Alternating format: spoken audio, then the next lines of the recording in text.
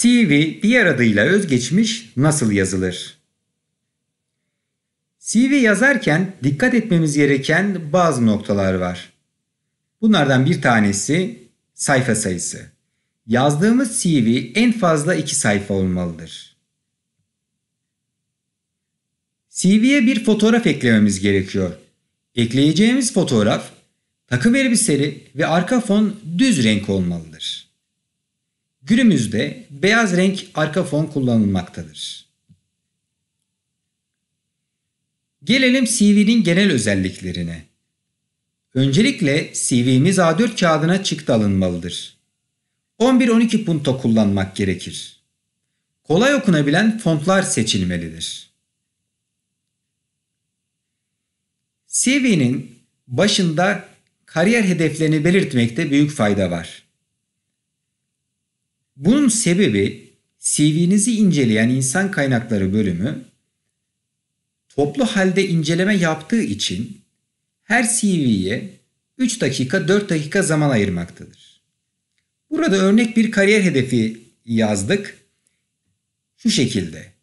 2010 yılından bu yana elektronik sektöründe çalışmaktayım. Bu konuda tüm yenilikleri takip etmekteyim. Elektronik konusunda kendimi geliştirmek ve firmanızla bu yolda ilerlemek istiyorum. Nasıl bir hedefiniz varsa iş başvurusunda kariyer hedefleri bölümünde bunu kısa bir paragrafta belirtmeniz gerekiyor. Çalışmak istenilen pozisyon, çalışmak istenilen alan da diyebiliriz buna ya da bölüm de diyebiliriz. Kısaca hangi bölümde çalışmak istiyorsak onu belirtiyoruz. Yani ne olmak istediğimizi yazıyoruz. Teknisyen olarak mı başvuruyoruz, müdür olarak mı başvurmak istiyoruz, müdür yardımcısı mı, bölüm sorumlusu mu, teknisyen mi, tamir bölümü mü, satış bölümü mü? Bunu bu bölümde kısaca belirtiyoruz. Eğitim bilgileri bölümü en önemli kısımlardan bir tanesidir. Eğitim bilgilerini bulunduğumuz zamandan geçmişe doğru yazmalıyız. En son mezun olduğumuz, en son bitirdiğimiz bölüm ya da yapmış olduğumuz akademik kariyerden başlayarak geçmişe doğru bir kronolojik sıra izlemeliyiz. Tez, makale, kitap. Bu akademisyenlerin özgeçmişlerinde yer alır. Her CV'de bu yer almaz. Bunun için yayımlanmış teziniz, makaleniz ve kitabınız varsa bunların künyelerini künye yazma usulüne göre yazmanız gerekiyor. Yabancı dil. Yabancı dil bilgisini girerken mutlaka bulunduğunuz seviyeyi belirtiniz. Almış olduğunuz sertifikanın üzerinde bu seviye yazar. A'dan başlayıp C'ye kadar, D'ye kadar devam eden bazı seviyeler bulunmakta.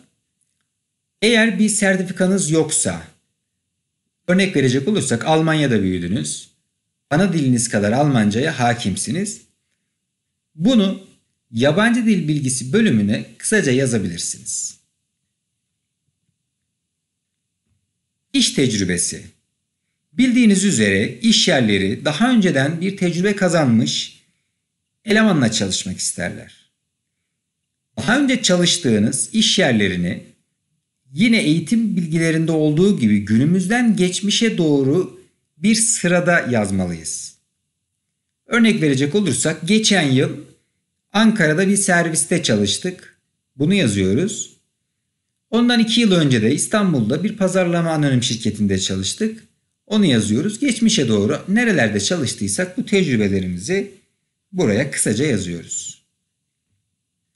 Gelelim kişisel bilgiler bölümüne. Kişisel bilgilerinin yeri değişebilir.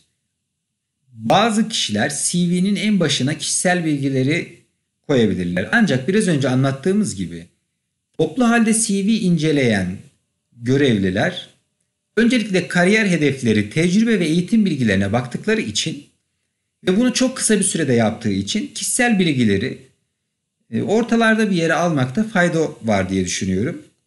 Tabi bunlar kesin değişmez kurallar değil. Kişisel bilgilerimizi kısa ve sade biçimde giriyoruz. Burada eğer başvuru pozisyonunuzla ilgisi varsa sürücü belgesini yazabilirsiniz. Engel durumunuz, eğer yine başvuru pozisyonuna ilgili, sağlık durumunuzla ilgili bir durum varsa bunu da kısaca belirtebilirsiniz. Mümkün olduğu kadar kısa cümleler, kısa paragraflar kuruyoruz. Girelim bilgisayar tecrübesine. Bildiğiniz üzere yaşadığımız dijital bir çağ ve bu çağda her işletme çalışanının bilgisayar tecrübesine sahip olmasını ister. Bilgisayar tecrübemizi bildiğimiz program ve yazılım düzeylerine göre yazalım. İleri düzey, orta düzey ya da bunun da bir sertifikası varsa sertifikada yazan seviyeleri de parantez içerisinde belirtebiliriz. Gelelim sertifika ve eğitimler. Aldığımız sertifikaları veya katıldığımız kursları yine günümüzden geçmişe doğru bir sırayla yazmamız gerekir. Yani en son katıldığımız kurs, seminer, kongre, sempozyum, bize verilen belge varsa veya özel eğitimler olabilir. Elimizde tabii bunları daha sonra belgelendirmek gerekeceği için bunları doğru bir sırada yazmamız gerekiyor. Burası da çok önemli bir bölümdür. Gelelim hobiler. İlgi alanları da diyebiliriz buna. Bu bölümde aşırıya kaçmadan birkaç ilgi alanımızı yazalım. Bu ilgi alanları daha sonra çalışacağınız iş yerinde personelin bulunduğu kat, personelin çalışma şekliyle ilgili durumlarda bazen göz önünde bulundurulabilir. Gelelim CV'nin en önemli kısmına, referanslar bölümü. Referans mektubunuz varsa veya size referans olacak kişinin onayı varsa bu kişilerin iletişim bilgilerini mutlaka yazıyoruz. Şimdi bu ne demek? Daha önce çalıştığımız şirketlerden referans mektubunuz varsa bu zaten o kişilerin size referans olacağının anlamına gelir. Eğer siz haber vermeksizin daha önce çalıştığınız iş yerindeki bir amirin, bir müdürün, bir başkanın iletişim bilgilerini yazarsanız bu hüsranla sonuçlanabilir. Onun için iş başvurusu yapmadan önce CV'nizi hazırlarken ya mektup alın ya da iletişime geçerek böyle bir iş başvurusu yapıyorum, sizi referans olarak gösterebilir miyim diye sorun ve işimizi garantiye alalım. Evet, CV'mizi tamamladık. Şimdi kısaca bir göz gezdirelim. Ad soyaddan başlayarak kariyer hedefi, çalışmak istenen pozisyon, eğitim bilgileri, yayımlamış olduğumuz tez, makale, kitap var mı, yabancı dil bilgisi, iş tecrübelerimiz ve kişisel bilgilerimiz, bilgisayar tecrübemiz, sertifika eğitimlerimiz, hobilerimiz yani ilgi alanlarımız ve en sonunda da referanslarımızı koyduk ve CV'mizi burada bitirdik. Buraya başka bölümlerde eklenebilir. Başvuracağınız pozisyon, bölüm neyi gerektiriyorsa bazen iş ilanlarında bununla ilgili özel bilgi verilir. O zaman o verilen özel bilgi, yani sizden istenen evrak olabilir, istenen bir eğitim olabilir. Bununla ilgili ayrıyeten bir alt başlık açarak CV'nizde bunu belirtebilirsiniz. Ama mümkün olduğu kadar 2 sayfayı geçmesin. Tabii akademik CV'ler çok daha uzun olabilir. 3-4 sayfayı bulabilir. Ancak bizimki genel olarak ortalama bir iş başvurusu için hazırlayabileceğimiz başlıkları gördük. CV hazırlamayı bu videomuzda öğrendik. Başka bir videomuzda görüşmek üzere. Hoşça kalın. Bir videomuzun daha sonuna geliyoruz arkadaşlar. Videonun altındaki yorumlar kısmına içten yorumlarınızı bekliyorum.